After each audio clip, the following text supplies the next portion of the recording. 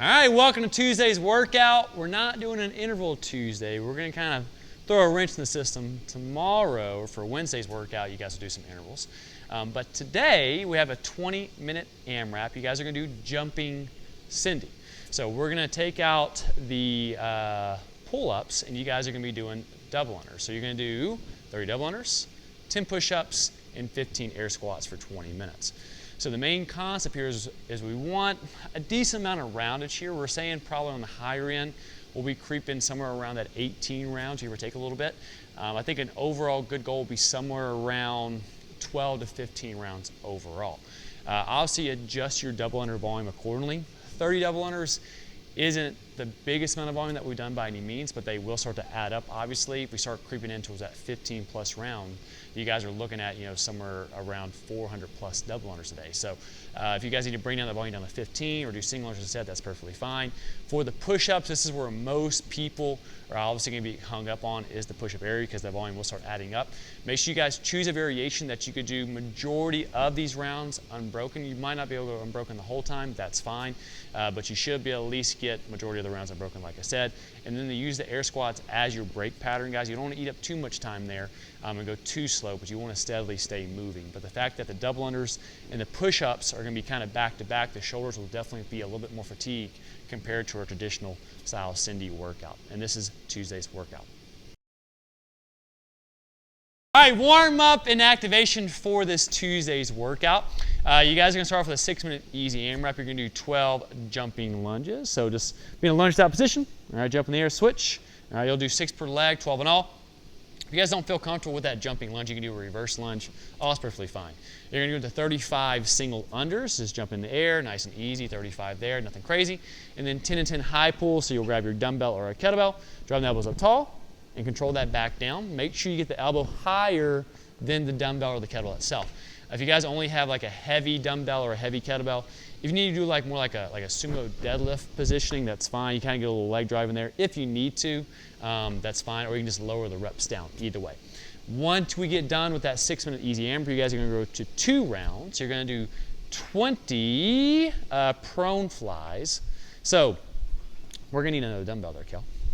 So give me a second here as I get off camera. All right, so the way it's going to look, if you have a pair of dumbbells or a pair of kettlebells, is ideal. We want them basically on about midway through the torso here, guys. And what Kel's going to do is he's going to think about doing like a snow angel, but he's going to have to go up higher than normal, having to go over those dumbbells and then go back the way he came. So he's going to get a little bit more contraction through his scaps and his root delts to get over the top of those things. So same thing if we had kettlebells. Now if you guys only have one, that's fine. You could do a couple on one side, a couple on the other side. Just do what you can there. You'll do 20 reps in all, so you're going to feel a big shoulder burn. From there, you're going to 8 yoga push-ups. So it is different than a dive bomber here, guys. We have gotten that question before, same between a dive bomber and a yoga push-up. So with a yoga push-up, Kel's gonna start with his butt in the air, just like a dive bomber. And he'll initiate like a dive bomber. He'll go down to a still stretch, and then, but instead of going back the way he came, he's just gonna have to go back with his butt back in the air. Okay, that's the difference. If we were doing a dive bomber, it'd look like this. He'd go down like he was just doing, but then he'd go back the way he came, kind of slicing back up again. All right, so it's a tad bit different compared to a yoga push-up. You'll do 8 of those, and then you're going to do 20 calf raises here, guys. Just whatever you want to do there, Kel, that's fine. Toes facing forward, guys. It's traditional calf raises. If you want to do like 7 out, 7 forward, 7 in, you can do that as well. It'll be a little repeat from Monday, and that's some warm-up and activation today. Workout mobility. You guys are going to do a little TV stretch, so we're going to bring the pinkies in as close as possible. All right, we're going to get a little shoulder extension. Push-ups, so you're going to bring the butt out away from the hands as best you can. You get a nice stretch to the front of the shoulder, the bicep, maybe a little bit of the pec. Go camp out there for 1 minute. From there, we're going to move into half stripper stretch. All right, John Ringo's favorite. So you're going to bring one leg off to the side like so, get that knees out as wide as possible. You're going to feel more of a stretch on this leg that's locked out here, guys.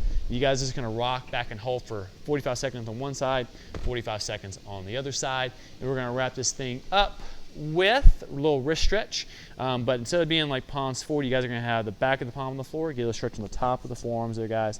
Get ready for some little double unders here, and you guys will camp out there, I believe, for 1 minute as well, and that will put a wrap on pre-workout mobility.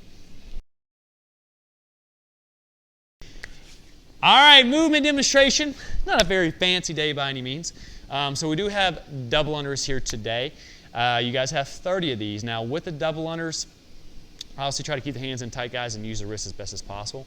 Obviously modify the volume as needed for yourself.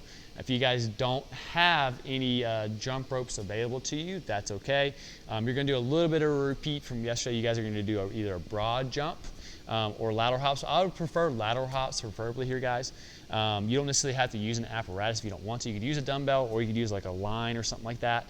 So we have 30 in the workout here today. So I would just treat this just like a normal jump. So it'd be 1, 2, 3, 4, so on and so forth. Now I would just do 30, just like the workout. All right. From there, once you're done with your double unders, you're going to move into push-ups. So make sure you guys are elevating your hands on the surface if needed, guys. Now, if you don't have anything, you can do a push-up on. You can do knee push-ups, that's okay. But the biggest thing is maintaining good positioning. We keep harping on this during these quarantine workouts here at home workouts, is everything moves down at the same time. The elbows are going to stay close to the body. Only the chest makes contact, back that locked out position. That's our points of performance. Anything outside of that realm is not what we're going to be looking for. So common faults that we'll see is obviously not going all the way down. This is probably the most common fault, guys. If the chest isn't hitting the box or the floor, you know you're not making contact. The other thing is going down and relaxing the bottom and then kind of worming out of that bottom position. That'd probably be the second most common error. So make sure you kind of avoid those things. Keep good movement integrity, guys. It keeps you safe and it helps transfer that movement to other movements as well. Once you're done with that, you have 15 air squats. So with the air squat, guys, obviously good movement patterns here as well. The better you move through the air squats, it's going to allow you to breathe a little bit easier. So the hips are going to travel back and down, going all the way down and back to the top. All right. Anytime we do like high volume repetitions of air squats in the workouts, some common faults we'll see is obviously not going all the way down. A lot of times they'll let their chest kind of fall forward and they'll kind of do like more of a hinge squat, like almost like a king squat. We want hip crease below the knee and then not sending up all the way. So not fully extending, kind of something like that, little half reps right in there. Make sure you're getting full range of motion for your air squats. And that is movement demonstration today. All right, putting a wrap on this Tuesday's workout. For extra credit today, you guys have 3 sets. You got a little core finisher. You guys are going to do 20 per side oblique crunches. So kettlebells just kind of move to the side. A kettlebell should end up, or your dumbbell should end up, not necessarily dumbbell, the kettlebell should end up about knee level and back to neutral, guys. You want to go through a range of motion that's almost in range, but not fully all the way there. This opposite oblique wall is going to be doing all the work. You guys are going to do 20 on one side, 20 on the other side. If you guys only have like a light or a dumbbell or kettlebell, you can also increase repetitions. You have something really heavy, you can decrease repetitions as needed. Then you're going to go into leg lifts. So we're going to go down to the floor. All right, from there your hands can go underneath your butt. That's kind of corner there.